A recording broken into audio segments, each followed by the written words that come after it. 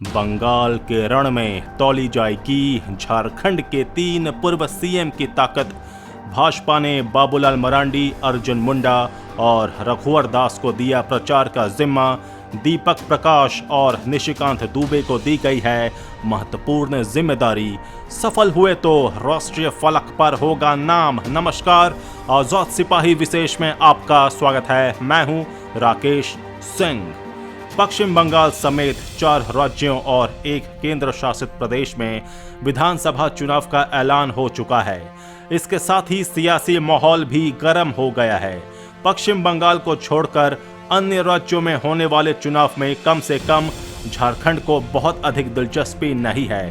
बंगाल के चुनाव में झारखंड की दिलचस्पी 2 कारणों से है। पहला कारण तो विशुद्ध रूप से राजनीतिक है, क्योंकि यहां 10 साल से सत्तारूढ़ ममता बनर्जी के सामने भाजपा की प्रचंड सांगठनिक ताकत की चुनौती है और इस चुनाव का असर पूरे देश पर पड़ने वाला है। दिलचस्पी का दूसरा कारण ये है कि ये राज्य झारखंड का पड़ोसी है और इसके कई इलाके भाषाई और सामाजिक तौर पर झारखंड से जुड़े हुए हैं। दिलचस्पी का तीसरा कारण ये है कि बंगाल के चुनाव में इस बार झारखंड के 3 पूर्व मुख्यमंत्रियों की ताकत की परीक्षा होने वाली है। भाजपा ने बाबूलाल मरांडी, अर्जुन मुंडा और रघुवर दास को बंगाल के उन इलाकों में चुनाव प्रचार का जिम्मा सौंपा है जो झारखंड से सटे हुए हैं और जहां आदिवासी वैश्य मतदाता अच्छी खासी संख्या में हैं। ये जिम्मेदारी मिलने के बाद भाजपा के इन 3 बड़े नेताओं के सामने खुद को साबित करने की चुनौती है, क्योंकि चुनाव बाद इनके प्रचार का असर का विश्लेषण किया जाएगा और तब पता चलेगा कि पार्टी के लिए इनकी उपयोगिता केवल झारखंड में है या दूसरे प्रदेशों में भी इन्हें आजमाया जा सकता है। यदि चुनाव परिणाम भाजपा के पक्ष में गए तो इस बात में कोई संदेह नहीं है कि ये तीनों राष्ट्रीय फलक पर तेजी से आगे आएंगे। इन 3 नेताओं के अलावा झारखंड के ही भाजपा प्रदेश अध्यक्ष दीपक प्रकाश और गोड्डा सांसद निशिकांत दुबे को भाजपा आलाकमान ने पश्चिम बंगाल के कुछ खास इलाकों में कुछ खास जिम्मेदारी सौंपी है। झारखंड के इन 3 नेताओं की परीक्षा की घड़ी का विश्लेषण करती आजाद सिपाही ब्यूरो की विशेष रिपोर्ट। सामाजिक, सांस्कृतिक और राजनीतिक रूप से झारखंड से गहरे जुड़े पश्चिम बंगाल और 3 अन्य राज्य असम, तमिलनाडु तथा केरल और केंद्र शासित प्रदेश पुडुचेरी में विधानसभा चुनाव की घोषणा हो गई है। इन राज्यों में 27 मार्च से लेकर 29 अप्रैल के बीच चुनाव होंगे और परिणाम 2 मई को घोषित किए जाएंगे।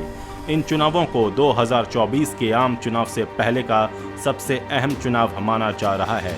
उसमें भी पश्चिम बंगाल का चुनाव तो राजनीतिक रूप से इतना संवेदनशील और अहम हो गया है कि कोई भी दल इसमें पीछे रहने का खतरा मोल नहीं ले सकता है। इस चुनाव में एक तरफ जहां राज्य की सत्ता पर 10 साल से काबिज ममता बनर्जी की तृणमूल कांग्रेस के सामने सत्ता बचाने की चुनौती है, वहीं प्रदेश में पहली बार ताकतवर दिख रही भाजपा के सामने सत्ता हासिल करने का चैलेंज है। इसलिए दोनों ही दल इस चुनाव में अपना सब कुछ झोंक चुके हैं। पश्चिम बंगाल में भगवा झंडा फहराना भाजपा का सबसे बड़ा राजनीतिक लक्ष्य माना जा रहा है।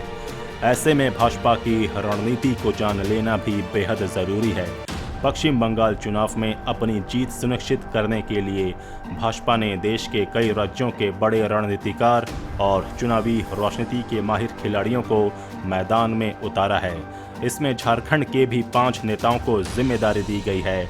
जैसे जैसे वहां की राजनीति की फिजा बदल रही है, वैसे वैसे झारखंड भाजपा के बड़े नेताओं का पश्चिम बंगाल का फेरा बढ़ गया है। बंगाल चुनाव को लेकर देश भर में कहमा कहमी तो है ही, झारखंड का सियासी माहौल भी इसे लेकर बेहद गर्म हो गया है।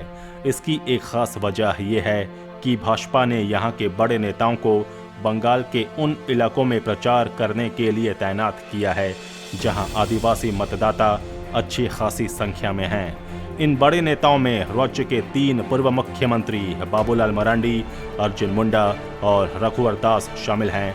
वहीं भाजपा के प्रदेश अध्यक्ष दीपक प्रकाश और भाजपा सांसद निशिकांत दुबे को प्रचार से अलग कुछ खास काम में लगाया गया है। इसे लेकर वे लगातार बंगाल का दौरा भी कर रहे हैं। वैसे तो भाजपा ने चुनाव की घोषणा होने से पहले से ही अपनी पूरी ताकत बंगाल में झोंक रखी है। प्रधानमंत्री नरेंद्र मोदी से लेकर गृह मंत्री अमित शाह ने पश्चिम बंगाल में फोकस कर वहां भाजपा सरकार बनवाने के लिए सियासी व्यूह रचना का काम लगभग पूरा कर लिया है। इसी कड़ी में झारखंड के दिग्गज नेताओं को भी पश्चिम बंगाल की कई सीटों की जिम्मेदारी देकर उन्हें वहां सक्रिय किया गया है। अब झारखंड के 3 पूर्व मुख्यमंत्री वहां पसीना बहाते नजर आएंगे। भाजपा ने झारखंड सीमा से सटी पश्चिम बंगाल की विधानसभा सीटों को लेकर खास रणनीति बनाई है। धनबाद से लेकर कोल्हान और संथाल परगना की सीमा से लगी बंगाल की सीटों पर झारखंड भाजपा के कार्यकर्ताओं को टास्क दिया गया है। ऐसे कार्यकर्ताओं में सक्रिय से लेकर पूर्णकालिक सदस्य शामिल हैं जो भाजपा की विचारधारा को आम जनता के बीच प्रचारित और प्रसारित करने में सक्षम माने जाते हैं। इसके साथ ही उन इलाकों के गांव में 10,000 से अधिक कार्यकर्ताओं को भेजने की योजना है। इन इलाकों में झारखंड के रहन सहन बोली काफ़ी मिलती जुलती है, जिसका लाभ भाजपा झारखंड के कार्यकर्ताओं के जरिए उठाना चाहती है। इन कार्यकर्ताओं को मतदान केंद्र स्तर पर प्रचार की जिम्मेदारी दी गई है। भाजपा के लिए ये कोई नई बात नहीं है। इससे पहले बिहार और छत्तीसगढ़ चुनाव में भी झारखंड के नेता और कार्यकर्ता गए थे। भाजपा के केंद्रीय नेतृत्व ने पश्चिम बंगाल चुनाव को लेकर झारखंड के कद्दावर नेता और केंद्रीय मंत्री अर्जुन मुंडा को पश्चिम बंगाल की 5 लोकसभा सीट पुरुलिया, बांकुड़ा, बिशुनपुर, झारग्राम और मेदिनीपुर की जिम्मेदारी दी है। इन 5 लोकसभा की 35 विधानसभा सीटों पर केंद्रीय मंत्री अर्जुन मुंडा अपने लक्ष्य को साधने में जुटे हैं। राष्ट्रीय राजनीति में आदिवासी नेता के तौर पर स्थापित अर्जुन मुंडा पिछले कुछ महीनों से लगातार पश्चिम बंगाल में सक्रिय हैं और चुनावी बैठकों के साथ साथ रैलियों को संबोधित कर रहे हैं। उनके अलावा पूर्व मुख्यमंत्री रघुवर दास और पूर्व मुख्यमंत्री बाबूलाल मरांडी का कार्यक्रम भी तय हो चुका है। बाबूलाल मरांडी पश्चिम बंगाल का 3 बार दौरा भी कर चुके हैं।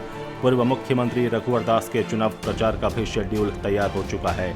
बाबूलाल मरांडी भी भाजपा के पक्ष में आदिवासियों को गोलबंद करने का प्रयास करेंगे, जबकि रघुवर दास अपने व्यापक अनुभव और जातीय समूह को पार्टी के पक्ष में लामबंद करेंगे। उन्हें भी लगभग 1 दर्जन से अधिक जगहों पर जनसभा की जिम्मेदारी मिलने वाली है। इनके अलावा प्रदेश भाजपा के महामंत्री प्रदीप वर्मा, आदित्य साहू, पूर्व प्रशिक्षण प्रमुख गणेश मिश्रा, वर्तमान प्रशिक्षण सह प्रमुख पंकज सिन्हा सहित भाजपा विधायकों और सांसदों को विधानसभावार जिम्मेदारी सौंपी गई है। देखने वाली बात होगी कि झारखंड के 3 पूर्व मुख्यमंत्री पश्चिम बंगाल के चुनाव को कितना प्रभावित कर पाते हैं। ये तो चुनाव परिणाम के बाद ही पता चल सकेगा। एक बात तय है कि यदि ये नेता इस बार पार्टी के लिए अनुकूल परिणाम हासिल करने में सफल रहे तो राष्ट्रीय राजनीति में भी इनका सिक्का जम जाएगा। आजाद सिपाही के विशेष में अभी इतना ही।